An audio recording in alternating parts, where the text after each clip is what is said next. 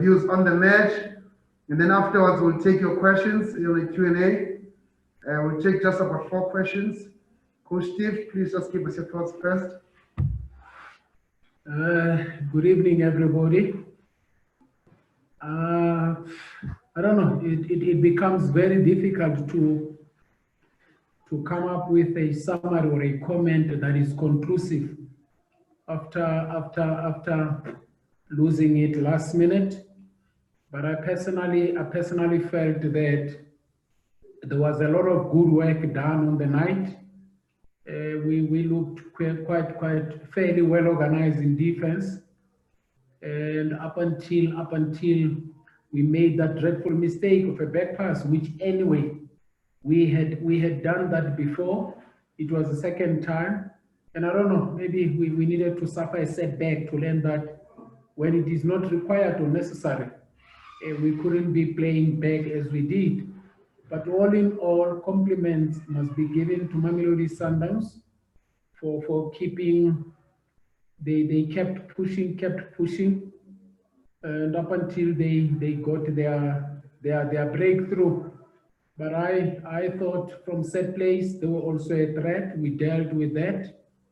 We also had very few chances, not as clear as well. And we didn't build much from the back because they pressed high. They never allowed us time and space, more especially in our build-up phase. Then we opted to go route 1, where I thought we did very well. Even first half, Kumete Mutizwa, the first one going for the ball. The second ball, we managed to, even the introduction of Lamola gave us the same feel. But at the end of the day, scrappy as it looked in the final third, we'll accept that Mamelodi Sundowns won it, even though I personally feel we gave it to them. And that's how I think the match went. Okay, questions for Coach Steve, please?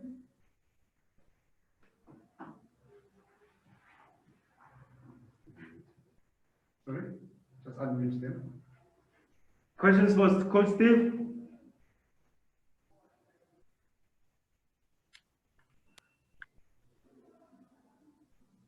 Unmute them.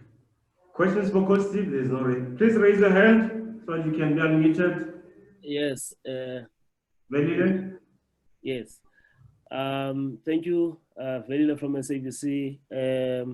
Coach Steve, just looking at the result tonight and also the previous matches, you are one of the few teams in the PSE that is yet to win. What would you attribute the challenges that the teams have been having there? Because some teams have been complaining about finding the rhythm.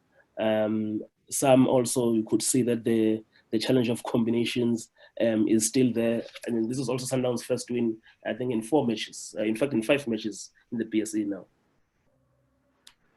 It's very difficult to come up with a factual conclusion, very. But one can only maybe talk on what they observe or speculate on what they think is happening. And I would look back and say, teams coming from the coastal areas, how have we done? Maybe I should answer your question by posing questions.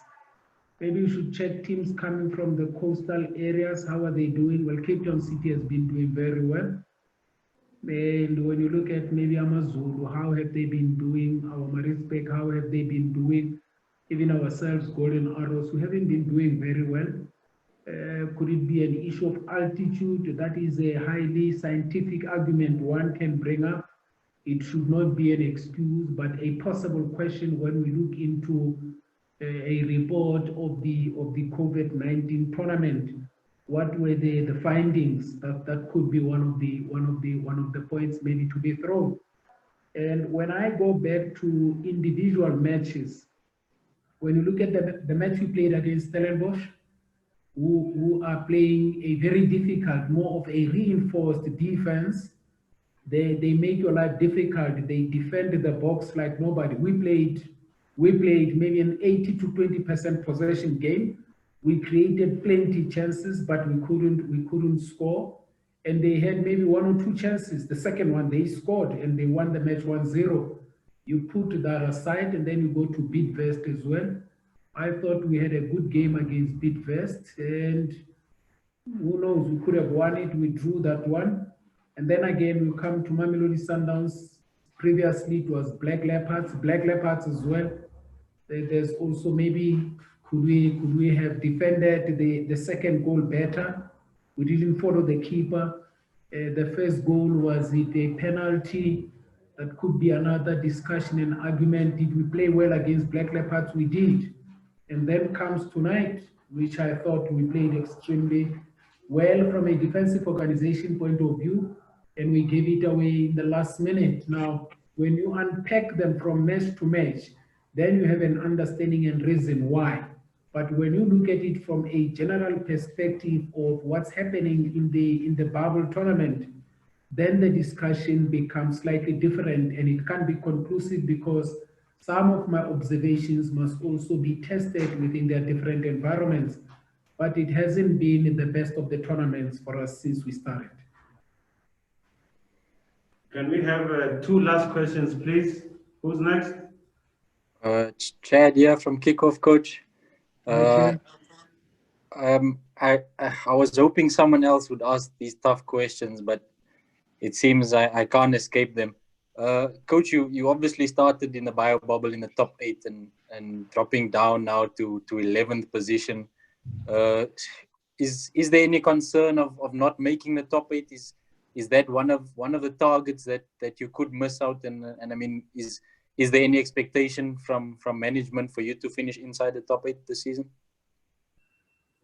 I think first you must accept the fact that these tough questions were meant for tough ones like yourself, and you should feel yourself privileged that the tough question has to come from you, and we welcome that, Chet. I think it becomes clear that every team wants to be a champion. At the beginning of the season, everybody would wish to be a champion. And as we drop points, people realize that I can't be a champion. Can I fight to be in the top 4? Maybe I want to go to Africa.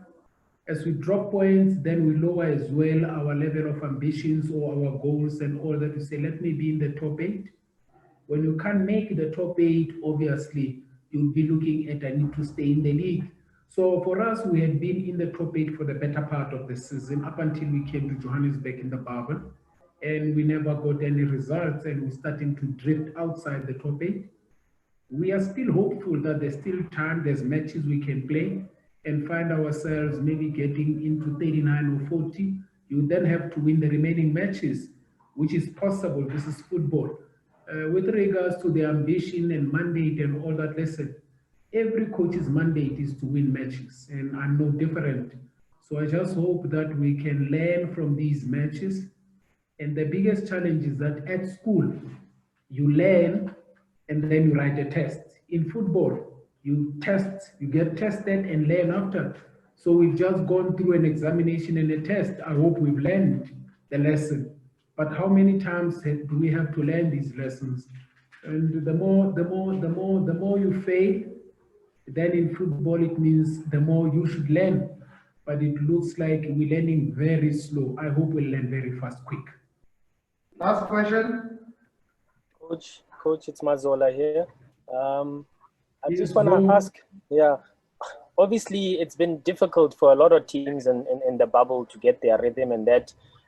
Do we also give the referees leeway as well? Because, you know, maybe they are also, you know, not up to scratch per se. We have to then determine a commonality of the modest performance from the technicians, players and coaches, then with the referee. Because if we then say that the players and the coaches or clubs are not performing as cohesive and fluid as required, and also officiating is not as sharp as would require, then we then have to understand what could be. There must be a factor that is maybe external causing that. But I think from us as coaches and players, our responsibility in defense is heavily dependent on the level of understanding and rhythm. And as well, it comes from confidence, because the more matches you win, I'm sure teams that play a defensive game, they become very confident in their defensive game, that it becomes perfect and cohesive. And we have not found a team that plays good attacking football. We played against Delhi's. We played a good game. We were rhythmic. You could feel cohesion and all that, but we didn't win. And they stuck to their guns. They sat on top of the box.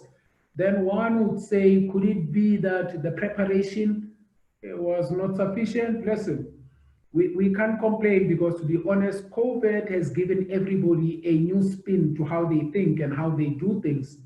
You cannot expect to have the best or a normal environment in an abnormal situation brought by the pandemic. Maybe it is for all of us to learn and come out of our comfort zones, to accept the challenge and try dish out and give the best that we can. If the current best that we're trying to give is not good enough, maybe after 3, 4, 5 matches, when we start to get to the rhythm, it will be end of the season ready to start again in no time but a month. Thanks, Coach. Thank you very much for your time. Thank you, guys. Thanks, everyone.